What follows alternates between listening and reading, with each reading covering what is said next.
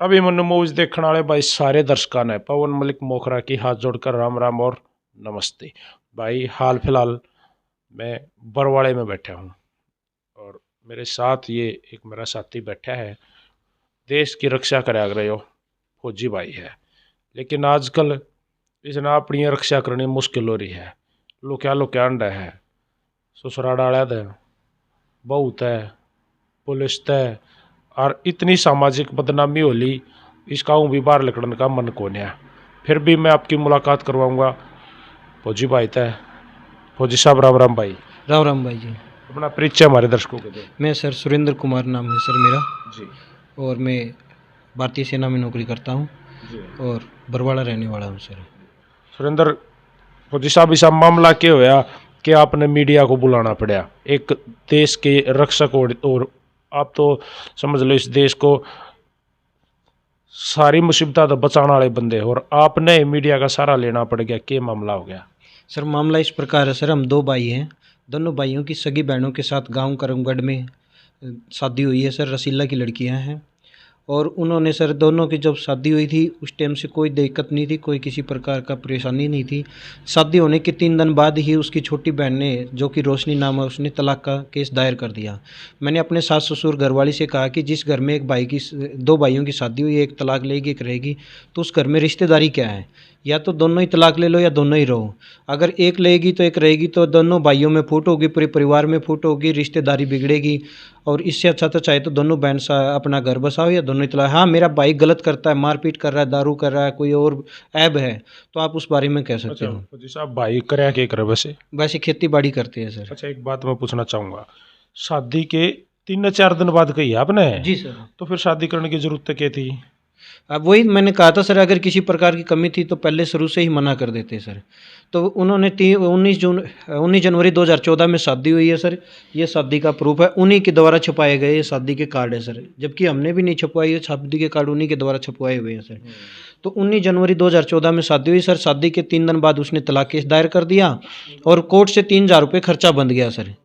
तो खर्चा बंद जाने के बाद भाई ने 1/9/2018 को कोर्ट के जज के सामने 60,000 रुपये खर्चे के दिए सर। तो उन्होंने दिखाया कि वही पैसे हमारे से बस स्टैंड नरवाना पे इन्होंने सरकारी बस से छीन लिए।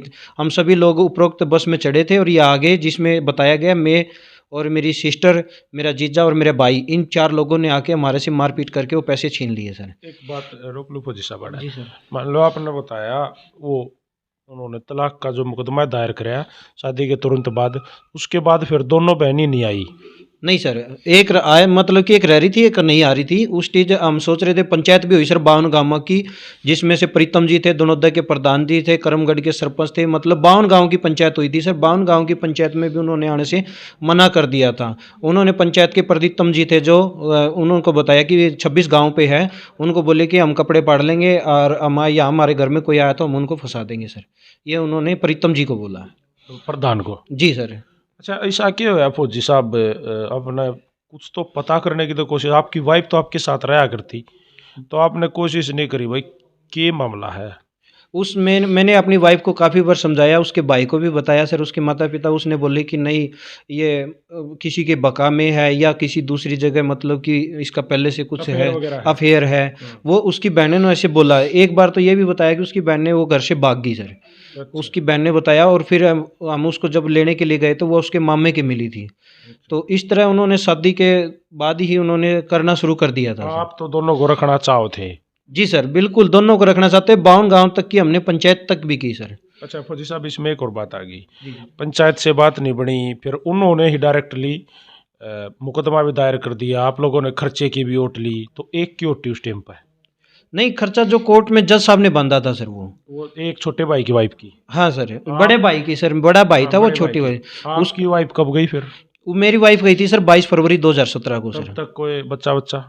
उस टाइम कोई बच्चा नहीं था मेरे पास रहते हुए, नहीं तो कोई बच्चा था सर, नहीं ऐसी कोई मतलब कि कोई था कि प्रेग्नेंट है, कि कभी कोई ऐसा बताया भी नहीं सर उन्होंने। उसके बाद बच्चा हो गया? उसके बाद बताया कि सर इसने, मतलब कि एक तो मेरे ऊपर केस दायर किया ना, उसमें पहले तो बताया तो खर्चे का केस डाला पहले उसने, उसमें दिखाया कि मेरे एक लड़की हुई है। फिर उसके बाद उसने दिखाया कि मेरे एक लड़का है। 2 बच्चे हो गए। हाँ सर, उसने और अभी जो केस किया है, अभी दोबारा फिर खर्चा का केस किया उसने 20 में, उसमें दिखाती है मेरे 10 महीने का एक लड़का है। 2020 में केस दायर करती है और उसमें दिखाती है कि मेरे 10 महीने का एक लड़का है सर। इसमें फौजी साहब यहाँ तो एक कसूती बात आ गई। आप तो कंफ्यूज हो कि मेरा बच्चा है भी या नहीं, लड़का है या लड़की है, मामला क्या है, ये सच है? जी सर, नहीं लड़का तो है। मैंने उसके गांव की, झूठ बोलने का कोई फायदा नहीं सर, उसके गांव के सरपंच जी है राजेंद्र जी और वेदपाल सरपंच जी, उन्होंने बताया कि भाई लड़का तो है इसके, लेकिन 2017 में हुआ है और जो ये रिकॉर्ड दिखा रही है ये बिल्कुल गलत है। अच्छा, बेटा आपका ही है? बिल्कुल सर, चाहे लड़का तो हुआ है तो अपना ही है, उसमें कोई संदेह नहीं है सर। तो आपका है तो अभी देखो, तलाक, झगड़े, कोर्ट कचहरी, बेटा भी तो है, जी सर। तो उसका क्या होगा? उसका तो सर देखो, मैं उसके घर पे गया था सर एक बार, मैं मतलब मिलने के लिए उनके घर में बैठा था, उसकी माताजी ने मेरे साथ मारपीट करके और पुलिस पकड़ा दी थी और मेरे को तुरंत पुलिस के अंडर कर दिया था सर। तो मैं उस घर में जा भी नहीं सकता सर। डर लगा? बिल्कुल सर। अच्छा, तो बच्चे का क्या होगा?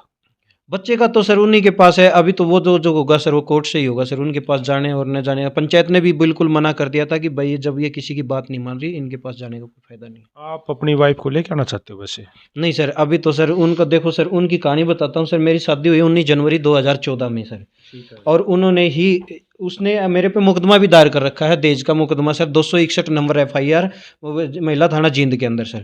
लेकिन फिर उन्होंने क्या करा सर, मेरे पीछे से सर एक शादी रजिस्टर्ड करा रखी है 19 जून 2015 की सर, इसकी खुद की मेरी शादी सर, आपके साथ एक बार दोबारा? दोबारा सर। अच्छा। उसमें शादी में दिखा रखा है कि मेरी शादी 19 जून 2015 में हुई है, और इसमें भी ये भी दिखा रखा है सर, बिना ये शादी बिना दहेज और लेन देन के हुई है, और ये उसका खुद का कागज है सर, उसके बयान है, फिर उसके ये उसकी माता जी के पिताजी के बयान हैं, फिर उसके अंदर सर वो राजवीर सनोप शिषपाल जी के बयान हैं, फिर उसके बाद है सर रसीला उसके फादर के बयान दोबारा सर, उसकी माता बिमला देवी के सर बीरबान नंबर दीजिए।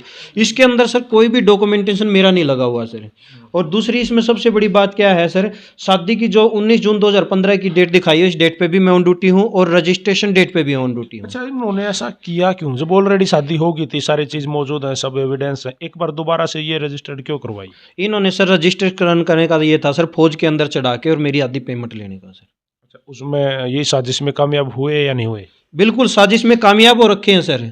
इस साजिश में भी ये कामयाब, ये फौज में भी चढ़ गई सर। और इसका दूसरा क्या है सर, शादी रजिस्टर्ड, मैंने इसके ऊपर मुकदमा दायर कराया था सर, फर्जी मैरिज रजिस्ट्रेशन का। और रजिस्ट्रेशन का मुकदमा इसलिए कराया था सर कि ये इन्होंने ये 2 शादियां दिखा रखी है सर।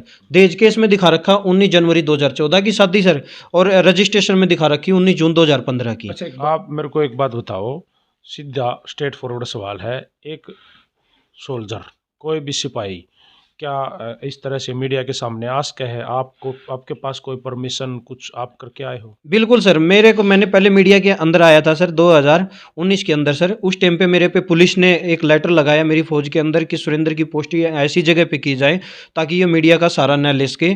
उसमें DSP धर्मवीर खरब थे, जो कि जींद हेडक्वार्टर से हैं। और फिर मेरे को कोर्ट, मेरे जो CO साहब थे उनकी तरफ से एक नोटिस दिया गया कि आप सेना संबंधित कोई भी सूचना आप सोशल मीडिया पर प्रसारित नहीं कर सकते। तो मैंने बताया कि श्रीमान, मैंने सेना संबंधित या सेना के ठिकानों संबंधित या सेना की कोई गुप्त सूचनाएं मैंने सोशल मीडिया पर प्रसारित नहीं की गई है। मैंने यही सूचनाएं प्रसारित की है कि मेरे परिवार को और मुझे मेंटली हरासमेंट किया जाता है और हमारे साथ गलत किया जा रहा है। मैं अपने समय मतलब सिविल से संबंधित सोशल मीडिया पे आया हूँ। इसके बाद की बात आ गई, जैसे फौज में ये कागज लगवा के जी सर। आपकी जो तनख्वाह जो पे आती है, जो आप अपनी जॉब करते हो, उसकी वजह से वो आदि लेने के लिए ये फर्जीवाड़ा जो किया, तो आपने फौज को इससे अवगत कराया?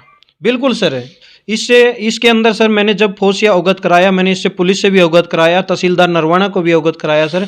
तो इसमें क्या हुआ सर, अब इसमें काफ़ी जालसाजियाँ निकल के आई है जिस सर। टाइम पे ये दोबारा फर्जी जो ये रजिस्टर्ड हुआ, उस समय आप थे कहाँ? मैं सर उस टाइम पे ऑन ड्यूटी था सर वो आर्मी में। चीज़ें तो आर्मी कोर्ट भी आपको सपोर्ट करेगा? बिल्कुल सर, वो है ना, इसमें आर्मी कोर्ट भी सपोर्ट करेगा सर, और बिल्कुल डॉक्यूमेंट भी है। लेकिन मैं आपको एक चीज़ बताना चाहता हूँ सर, इन्होंने सर ये लूटपाट दिखाई सर 1/9/2018 की सर। ये जो पैसे कोर्ट में जज साहब के सामने दिए थे सर 60,000 रुपये, इन्होंने दिखाया कि ये पैसे हमारे से बस स्टैंड नरवाना से इन्होंने वापस छीन लिए सर। और इसमें एफआईआर नंबर 249 दर्ज हुई। इसमें मेरी सिस्टर, जीजा और भाई को अरेस्ट किया गया और मेरी गिरफ्तारी दिखाई गई कि अभी बाकी है। तो मैं वहाँ पे था सर, ऐसी जगह लोकेटेड था जहाँ से मेरी बात नहीं हो सकती थी, फ़ोन नहीं हो सकते थे। जैसे मुझे अपने घर की तरफ से मैसेज मिला तो मैं छुट्टी लेके आया सर। उस समय जिस टाइम पर आपका नाम इन्वॉल्व कर रखा है, उस समय भी आप ऑन ड्यूटी थे? ऑन ड्यूटी हूँ सर, और ऐसी जगह हूँ जहाँ पे फ़ोन तक भी मतलब मिल नहीं सकता था सर, और वहाँ पे किसी प्रकार की कोई कम्युनिकेशन की सुविधा नहीं अच्छा, थी सर। इसमें तो एक बात और होगी फौजी साहब कि इस मामले को टोटल जिसने रजिस्टर्ड किया है, जो जिसने जहाँ से भाई नोटरी के साइन हुए हैं, मतलब रजिस्टर्ड तो जाते ऐसे तो हो नहीं जाता, काफ़ी सारी फॉर्मेलिटीज़ करनी पड़े हैं, तो वो तो सब इन्वॉल्व हो गए इस फर्जीवाड़े में। जी सर, इसमें देखो सर क्या क्या फर्जी पाया गया सर। उसका जो मैरिज रजिस्ट्रेशन के अंदर एज प्रूफ लगता है, उसने अपना ओपन 10वीं की डीएमसी लगाई है सर। उसमें अपना नाम सुमन दिखा रखा है सर, 6/10/1992 डेट ऑफ बर्थ दिखा रखी है। जबकि इसकी छोटी बहन की 1989 है सर। छोटी की 1989 है, सबसे बड़ी की 92 है सर। और दूसरा क्या है सर, इसका जो राशन कार्ड की निकाली गई है सर कॉपी जो उसने लगा रखी है, उसके अंदर उसका नाम बतेरी पाया गया सर, और उसने फ्लूड लगा के उस पे सुमन बना रखा है सर।